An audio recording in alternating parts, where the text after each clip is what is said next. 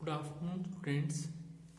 मैं मोहम्मद लतीफ़ आज आपके लिए कंक्रीट टेक्नोलॉजी का एक अनदर टॉपिक लेके आया हूँ जिसमें आपको स्टडी करना है what are the stages of concrete.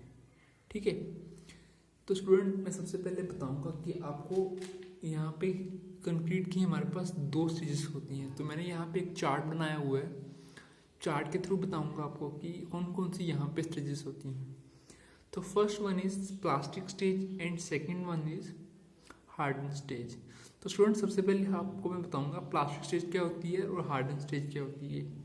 तो प्लास्टिक स्टेज में क्या होता है कि जब आपका कंक्रीट सेट नहीं होता है, मतलब वो ग्रीन स्टेज में होता है, जैसे कि आपको मिक्सिंग जैसे मिक्स कर रहे होते हैं और वो ट्रांसपोर्ट नहीं होता है और वो तैयार तो हो जाता है बट उसमें जो वर्क है वर्क कोड तो उसमें होता नहीं है, मतलब वो प्रिपेयर होकर हम रख देते हैं। That is your plastic stage. On the other hand harden stage that stage in which the concrete is almost fully set. मतलब जब आपने कंक्रीट तैयार करना है और जहाँ पे उसको ट्रांसपोर्ट करना है और जो वर्क उससे आपने कैरी करना है ताकि वो बिल्कुल वहाँ पे क्या हो जाए, hard stage. The name also show it's meaning itself, that is harden stage. तो स्टूडेंट सबसे पहले अब हम क्या करेंगे, यहाँ पे इन दोनों की जो प्रॉपर्टीज़ हैं प्रॉपर्टीज़ को डिस्कस करेंगे। तो मैं सबसे पहले प्लास्टिक स्टेज की जो प्रॉपर्टीज़ हैं वो आपके साथ डिस्कस करने जा रहा हूँ। वो है सबसे पहले first one is good workability, second is freedom from segregation, then freedom from bleeding and last one is prevention from harshness. These are the properties of plastic stage. तो स्टूडेंट लास्ट टॉपिक में हमने जो पढ़ा था वो था workability and its factor, then segregation, then bleeding. तो workability क्या होती है कि कितना इजी हो कि आपको कंक्रीट को मिक्स करना है, ट्रांसपोर्ट करना है, प्लेस करना है और कंपेक्शन करना है। अगर गुड वर्केबिलिटी रहेगी कंक्रीट की तो उसमें क्या होगा, उसकी स्ट्रेंथ भी अकॉर्डिंग ज़्यादा रहेगी। ठीक है, देन सबसे ज़्यादा जो फैक्टर करता है वर्केबिलिटी को वो है वाटर कंटेंट। जितना ज़्यादा वाटर कंटेंट होगा उतनी वर्केबिलिटी ज़्यादा होगी और जितना पानी कम रहेगा उसमें उतनी वहाँ पे जो स्ट्रेंथ रहेगी वो डिपेंड करेगी उस पर। ठीक है, अगर पानी कम रहेगा तो पानी सीमेंट कंक्रीट की जो स्ट्रेंथ रहेगी वो रहेगी ज़्यादा। देन उसके बाद है freedom from segregation.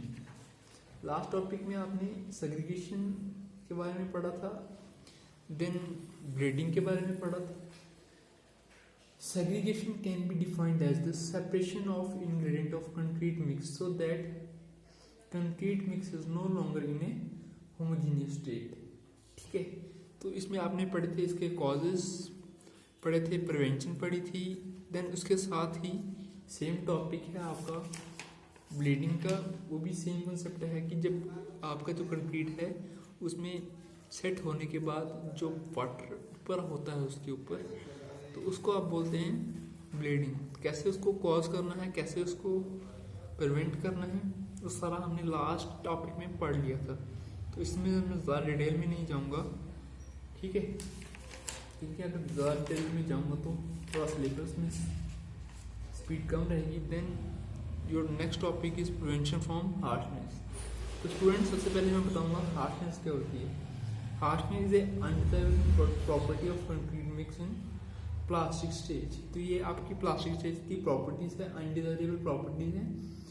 The concrete mix which causes difficulty to obtain a smooth finish which certain amount of trowelling is known as harshness. तो जब आप बहुत ज़्यादा किसी भी सीमेंट कंक्रीट को मतलब फिनिशिंग करने के लिए ट्रॉवल यूज़ करते हो तो जो ऊपर सरफेस आपके तैयार होता है उसको आप बोलते हैं हार्शनेस। तो ये आपकी थी properties of concrete in plastic stage. Then इसी के साथ जो अगला टॉपिक है आपका वो है आपका हार्डन स्टेज। ठीक है, तो स्टूडेंट इसकी जो प्रॉपर्टीज हैं वो फर्स्ट है आपकी strength, then durability, then next impermeability and the last one is dimensional change. तो स्टूडेंट सबसे पहले आप डिस्कस करेंगे what is strength. The properties of hardened concrete to resist external load is known as strength. The strength of concrete is also depend upon its water cement ratio, quality, quantity of concrete, degree of compaction, and other concrete operations like batching, transportation, mixing, placing. ठीक है. Then जो इसमें आपकी strength of concrete में भी compressive strength हो सकती है, टेंसाइल स्ट्रेंथ हो सकती है, शेयर स्ट्रेंथ हो सकती है. देन उसके अलावा बूंद स्ट्रेंथ भी आप वहाँ पे डिस्कस कर सकते हैं. ठीक है. देन नेक्स्ट टॉपिक है आपका ड्यूरेबिलिटी. ड्यूरेबिलिटी कंक्रीट की क्या होती है? Durability of the concrete mix is resistance offer to for the deterioration and disintegration such as change in temperature, change in moisture content, action of water containing chemical and weathering effect like this.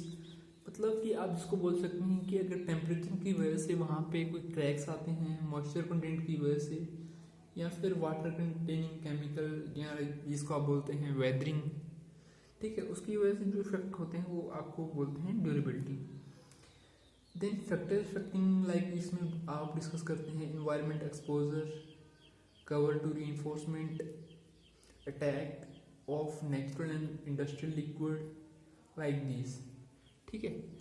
Next is impermeability. तो student impermeability क्या होती है आपकी? Concrete is considered to impermeable if it show resistance to flow of water into the pores in it. ठीक है. तो ये भी आपकी हार्डन स्टेज की एक अनदर प्रॉपर्टीज है, वो है इम्परमेबिलिटी. इम्परमेबिलिटी को अचीव कैसे कर सकते हैं?